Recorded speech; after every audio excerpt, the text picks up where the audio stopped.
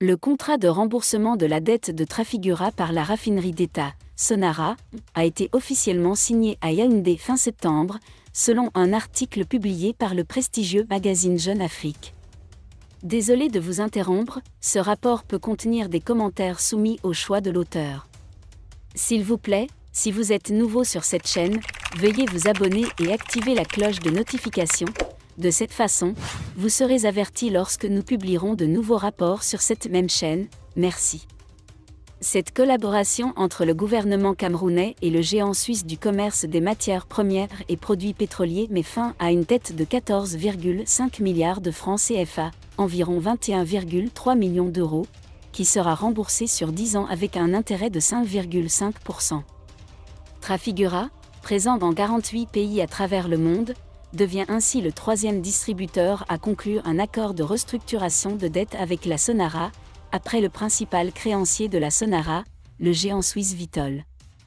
L'entreprise a accepté une restructuration de 185 milliards de francs CFA en septembre 2022 et PSTV Energy, basé à Dubaï, a conclu un accord pour rembourser 8,5 milliards de francs CFA en janvier 2023.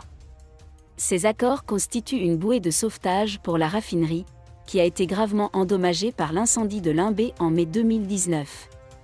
La Sonara a une dette totale d'environ 374 milliards de francs CFA envers les négociants et fournisseurs de pétrole brut et de produits raffinés et négocie actuellement 3 autres accords de restructuration de dette avec Mercuria Energy Trading, Petra Energy et Adax Energy après Trafigura.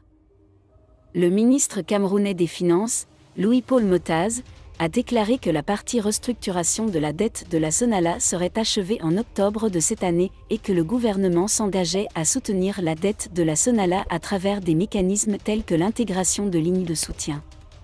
La structure des prix des produits pétroliers à la raffinerie est de 47,88 francs CFA le litre. La Sonara, cotée au Cameroun, est confrontée à de lourdes dettes depuis l'incendie du 31 mai 2019. Selon la Caisse autonome d'amortissement, CAA, chargée de gérer la dette nationale du Cameroun, la Sonara est l'entreprise la plus endettée. Société cotée nationale. Pour le gouvernement camerounais, cette restructuration de la dette est essentielle non seulement pour restaurer la confiance des fournisseurs de produits pétroliers, mais aussi pour rétablir l'équilibre financier de la Sonara, dont la situation économique instable menace le système bancaire. Avant que ces accords ne soient conclus avec les négociateurs internationaux, l'African Youth Magazine a souligné dans un article la coopération entre BICEC et CPC. Merci d'être resté avec nous jusqu'à ce point, comme toujours pour promouvoir la liberté d'expression. Laissez vos opinions à ce reportage dans la section commentaires ci-dessous. Si vous avez aimé cette vidéo, merci de liker, partager, commenter et surtout vous abonner à la chaîne. Et on se retrouve très vite pour une prochaine vidéo.